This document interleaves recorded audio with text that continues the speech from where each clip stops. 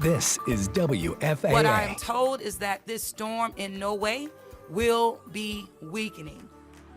As we come on the air, the Gulf Coast is preparing for another major hurricane, and the warning tonight is get out now or shelter in place for the foreseeable future. That is where we begin tonight. Thanks for joining us for WFAA News at 10, everybody. I'm Teresa Woodard. Morgan is off.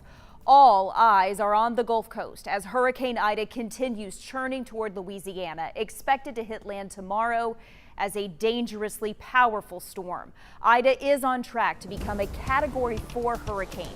Landfall now just hours away.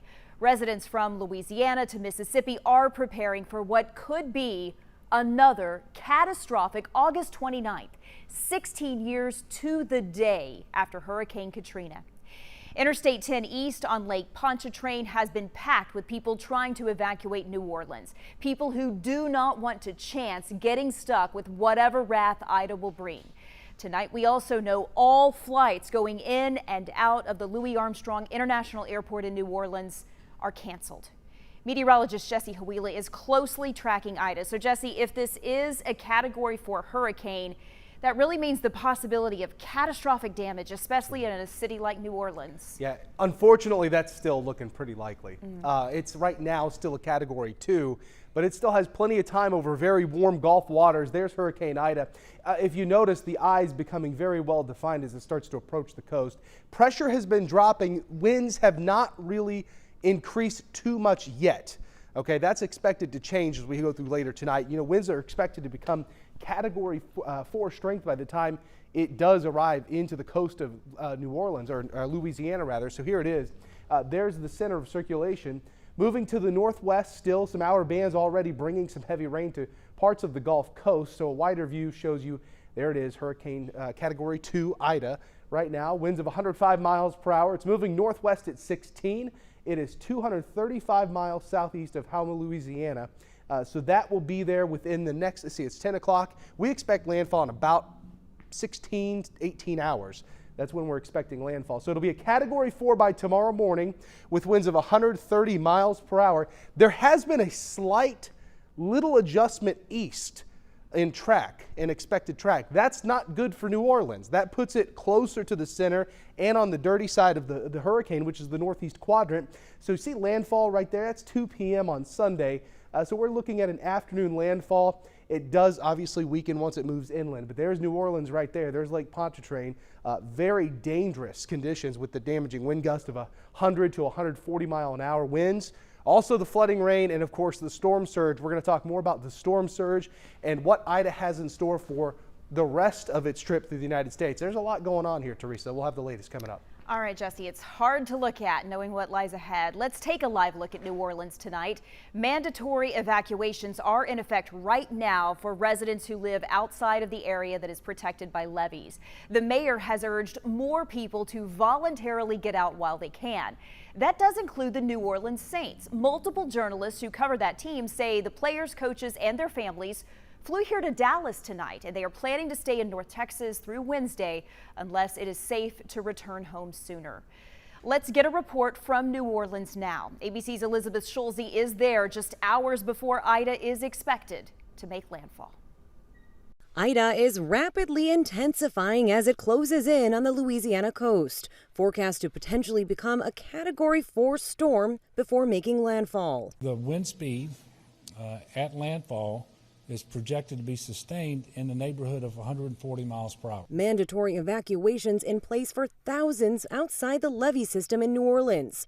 Other parts of the city under a voluntary evacuation. Roads out of the city jammed with traffic. That traffic goes back for miles towards the city and for miles leaving here up towards Baton Rouge. Airports also filled with people trying to leave ahead of the storm. Homes and businesses now boarded up. Many spent the day waiting in long lines for gas or sandbags. We're just hoping that Monday morning comes, we're not calling insurance. Hospitals in New Orleans are sheltering in place, stocking up with 10 days of supplies, including fuel for generators. But in Mississippi, patients are being moved further north, away from the coast. We have worked with, we have requested, and we have received the support of the federal government to have additional assets to move patients. Ida is set to make landfall 16 years to the day after Katrina. Every storm is different.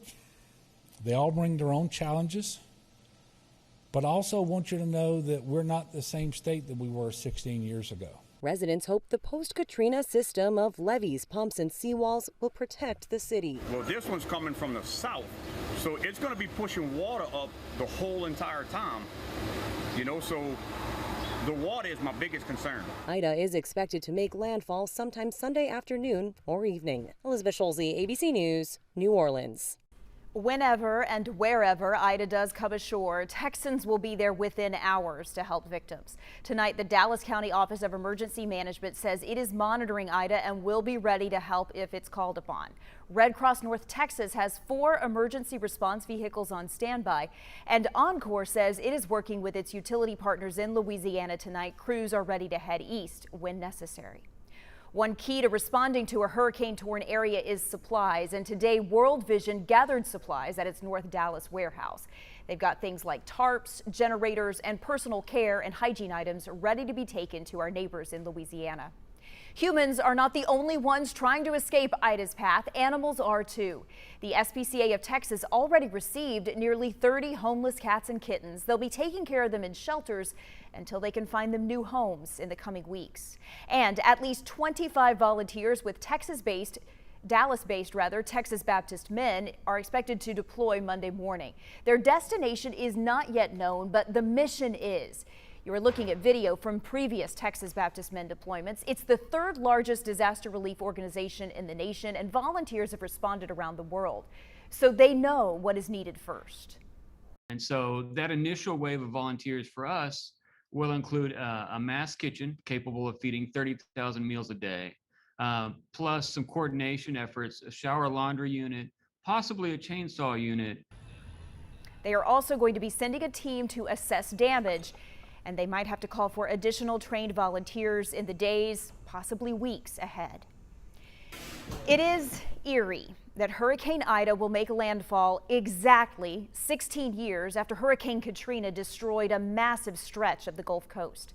Katrina hit August 29, 2005. It is a day coastal Louisiana and Mississippi will just never forget. The images from that time are heartbreaking.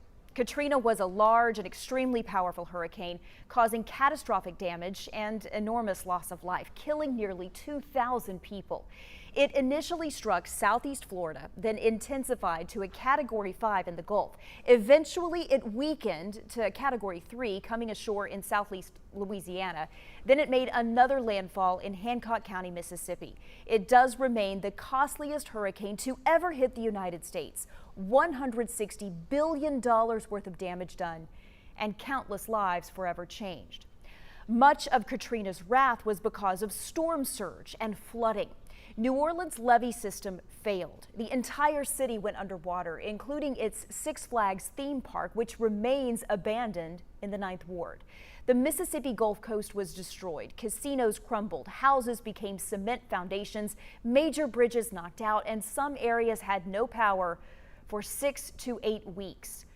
Front doors and windows were spray painted with red X's, marking all of the spots where people died.